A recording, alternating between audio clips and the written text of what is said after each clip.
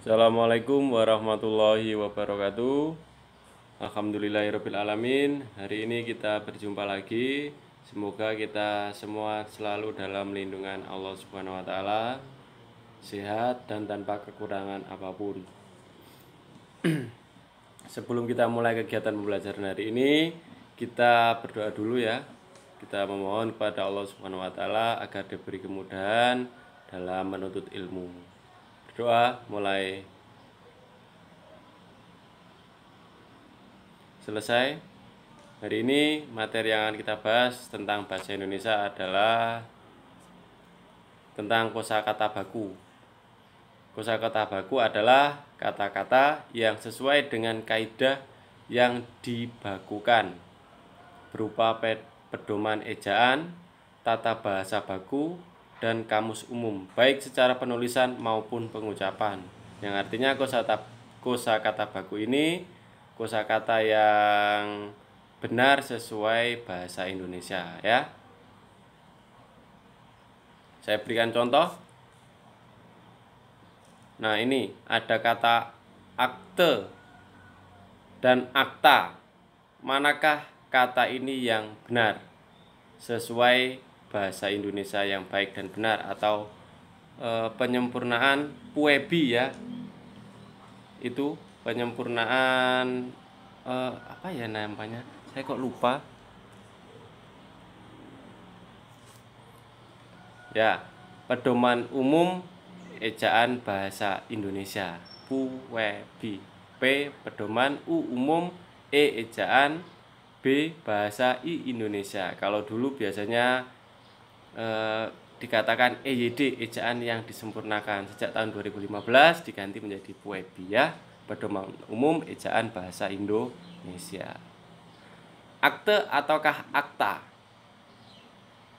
Ya, akte, benar sekali. Akte itu adalah yang salah ya. Penulisan akte itu yang salah, yang benar adalah akta.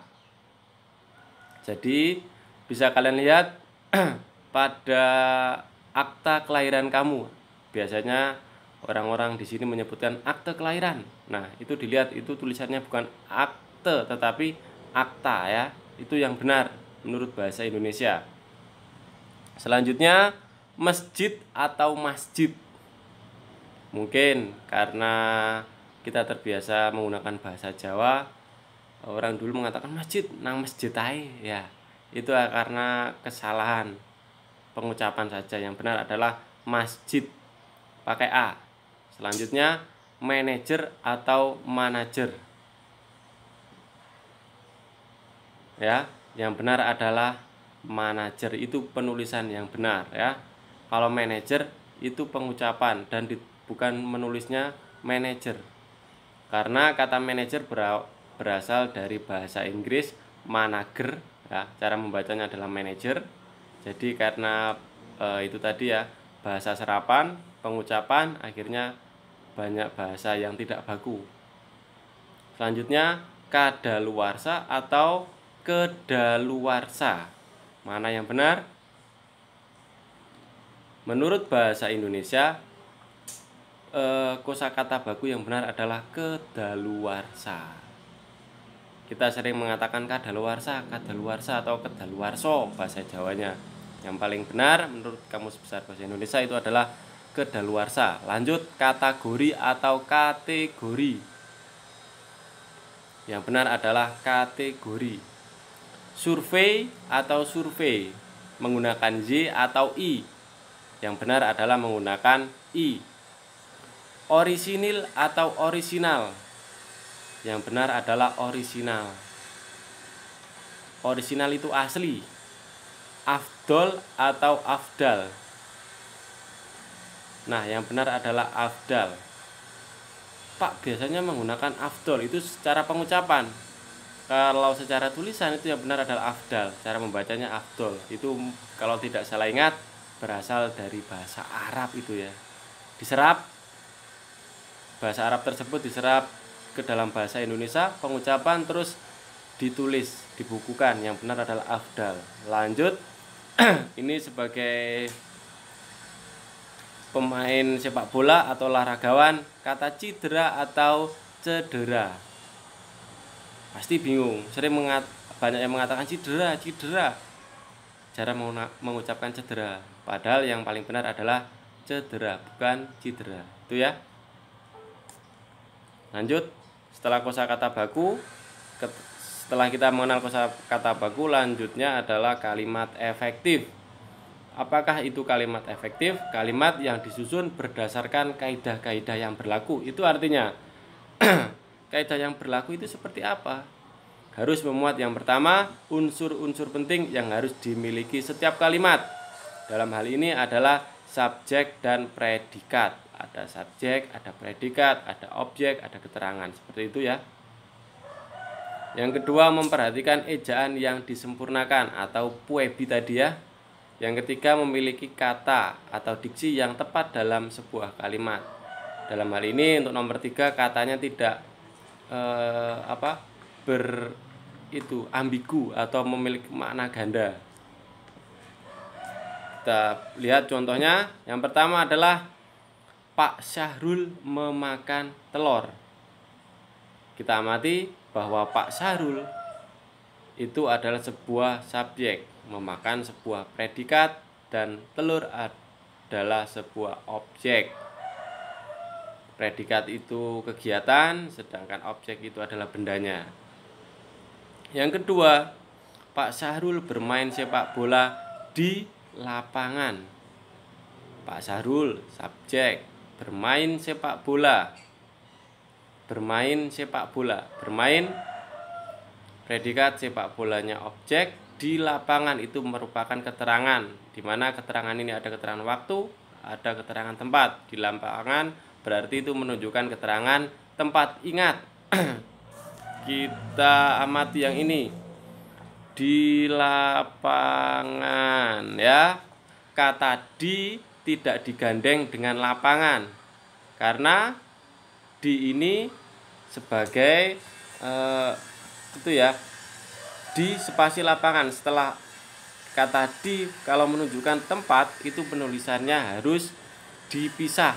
Di lapangan, di kamar, di sekolah itu harus dipisah, tidak boleh digandeng. Kalau digandeng itu nanti salah ya.